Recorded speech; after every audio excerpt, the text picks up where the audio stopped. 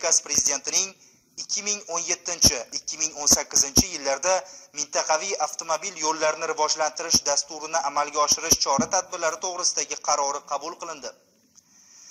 Dasturda quyidagi vazifalar nazarda tutilgan.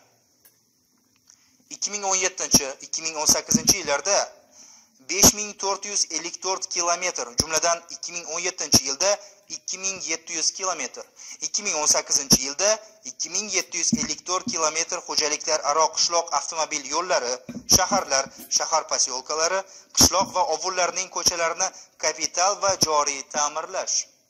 Xo'jaliklar aro qishloq avtomobil yo'llari, shaharlar, shahar posyolkalari, qishloq va ovullarning ko'chalarini joriy ta'mirlash ishlarini bajarish uchun mintaqaviy yo'llarni ta'mirlashga ixtisoslashtirilgan tashkilotlarni 330 ta yo'l texnikasi bilan ta'minlash.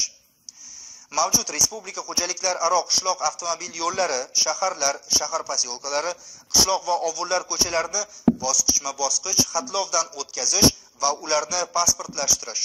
Bu boradagi ishlar natijalari bo'yicha elektron ma'lumotlar bazasini yaratish.